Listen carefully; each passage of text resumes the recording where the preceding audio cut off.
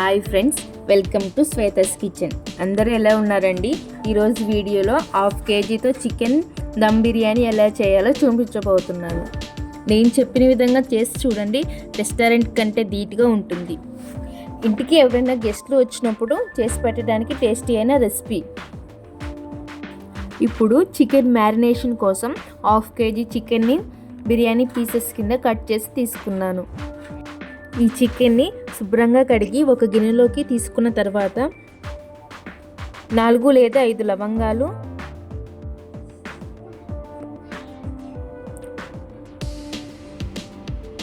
మరాఠీ మొగ్గ, అనాస పువ్వు, 3 లేదా 4 బిర్యానీ ఆకులు, దాల్చిన చెక్క 1 ఇంచు, రాతి పువ్వు కొద్దిగా, సోంపు 1 టేబుల్ స్పూన్, ధనియా పౌడర్ 2 టేబుల్ స్పూన్,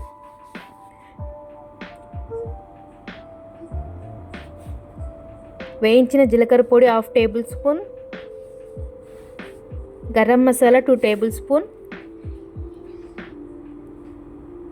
మధ్యగా చీల్చిన పచ్చిమిర్చి 2 లేదా 3, ఉల్లిపాయ ముక్కలు కొద్దిగా,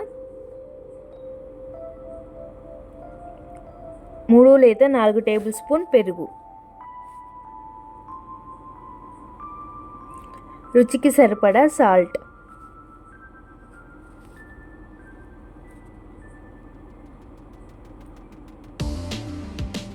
కారం 2 టేబుల్ స్పూన్,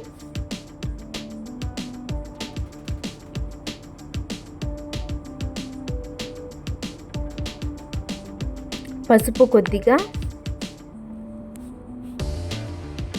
2 టేబుల్ స్పూన్ అల్లం వెల్లుల్లి పేస్ట్, నిమ్మరసం కొద్దిగా వేసుకొని మసాలాలన్నీ ముక్కలకు బాగా కలిసేటట్టుగా ఒక 5 నిమిషాల వరకు బాగా కలుపుకోవాలి. ఈ బిర్యానీ టేస్ట్ మొత్తం ఈ మ్యారినేషన్ ప్రాసెస్ పైనే ఆధారపడి ఉంటుంది కాబట్టి ఓపికగా కలుపుకోవాలి. ఇలా కలుపుకున్న తర్వాత మ్యారినేషన్ చేసిన చికెన్ని కనీసం 2 గంటల వరకు ఫ్రిడ్జ్లో ఉంచుకోవాలి. ఇలా ఉంచడం వల్ల ముక్క మెత్తగా జ్యూసీగా ఉంటుంది. ఇప్పుడు అడుగు మందంగా ఉన్న గిన్నె తీసుకొని అందులోకి 2 టేబుల్ స్పూన్ నెయ్యి, 2 టేబుల్ స్పూన్ రిఫైండ్ ఆయిల్ వేసుకోవాలి. కావాలి అంటే మొత్తం నెయ్యినైనా వాడుకోవచ్చు. ఈ ఆయిల్ వేడయ్యాక 2 బిర్యానీ ఆకులు వేసుకొని కొద్దిగా ఫ్రై చేసుకోవాలి. పొడవుగా కట్ చేసుకున్న ఉల్లిపాయలు, మధ్యగా కట్ చేసిన పచ్చిమిర్చి వేసి ఉల్లిపాయని ఎర్రగా అయ్యే వరకు ఫ్రై చేసుకోవాలి. ఇందులో కొద్దిగా జీడిపప్పు వేసి వేయించుకోవాలి.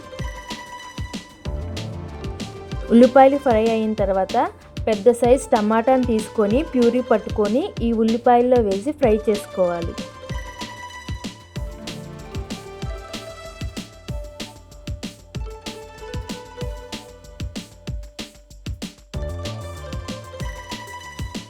ఈ టమాటా మిశ్రమం నుంచి ఆయిల్ పైకి తేలిన తర్వాత మనం ముందుగా మ్యారినేట్ చేసి పెట్టుకున్న చికెన్ని వేసి 15 నుంచి 20 నిమిషాల పాటు ఉడికించుకోవాలి.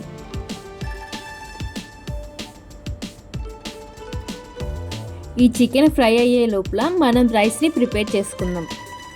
ఇప్పుడు ఎసరు కోసం 1 గ్లాస్ రైస్కి 2 గ్లాస్ నీరు కొలతను తీసుకోవాలి.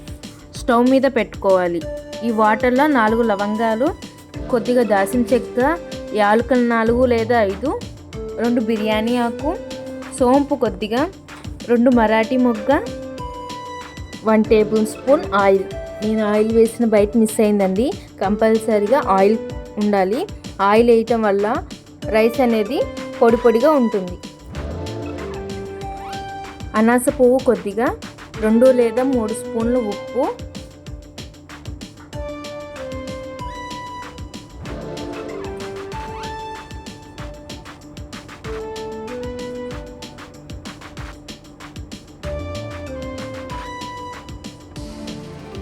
One table spoon garam masala వేసుకొని ఒకసారి బాగా కలుపుకోవాలి.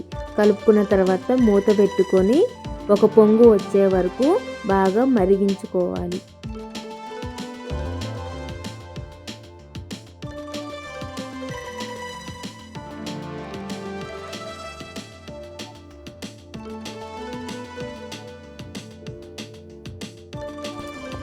ఎసరు వచ్చిన తర్వాత గంట సేపు నానబెట్టిన బాస్మతి రైస్ని తీసుకొని ఎసరులో వేసి ఉడికించుకోవాలి.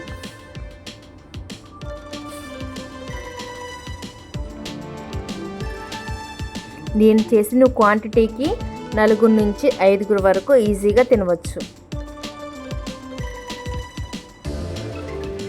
రైస్ ప్రిపేర్ అయ్యే లోపల చికెన్ని ఒకసారి చూద్దాం. చికెన్ అయితే బాగా కుక్ అయిందండి. అందులోకి కొంచెం పుదీనా, కొంచెం కొత్తిమీర వేసి కలుపుకోవాలి. ఈ రైస్ 80% కుక్ అయిన తర్వాత ఈ చికెన్ పైన లేయర్లుగా వేసుకోవాలి. 80% కుక్ అవ్వడం అంటే చేతితో మెరిపితే కొద్దిగా పలుకులుగా ఉండాలి అని గుర్తుంచుకోండి. ఇలా 80% ఉడికించిన రైస్ని వీడియోలో చూపించిన విధంగా ఈవెన్గా స్ప్రెడ్ చేసుకోవాలి.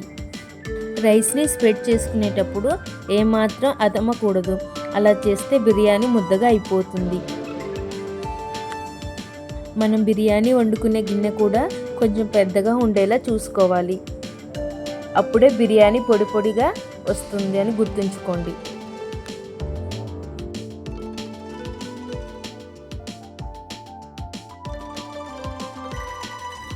ఇలా రైస్ని స్ప్రెడ్ చేసుకున్న తర్వాత కావాలి అంటే పాలలో ఫుడ్ కలర్ వేసి కలుపుకొని రైస్ పైన చల్లుకోవాలి. ఇష్టం లేకపోతే స్కిప్ చేయవచ్చు.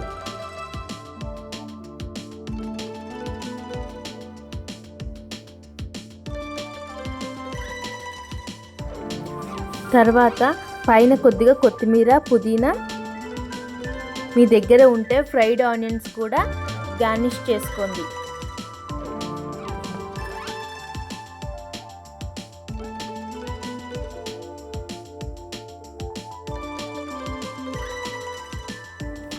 ఇలా మూతకి తడి క్లాత్ని కట్టి ఆవిరిపోకుండా పైన ఏదైనా బరువు పెట్టి క్లోజ్ చేసుకోవాలి. ఇలా క్లోజ్ చేసుకున్న తర్వాత 10 మినిట్స్ హై ఫ్లేమ్ మీద, 15 మినిట్స్ లో ఫ్లేమ్ మీద మొత్తం 25 మినిట్స్ వరకు ఉడికించుకోవాలి. స్టవ్ ఆఫ్ చేసి మరో 15 నిమిషాల వరకు మూత తీయకుండా వదిలేయాలి. తర్వాత మూత తీసి చూస్తే ఎంతో రుచికరమైన బిర్యానీ రెడీ అయిపోయింది. చూశారు కదా ఫ్రెండ్స్, రైస్ చక్కగా పొడి పొడిగా ఎంత చక్కగా ఉడికిందో. చికెన్ పీస్ కూడా చాలా మెత్తగా ఉడికింది. టేస్ట్ కూడా చాలా చక్కగా వచ్చింది. మరి ఇంకెందుకు ఆలస్యం, మీరు కూడా ట్రై చేసి ఎలా ఉందో కామెంట్ చేసి చెప్పండి.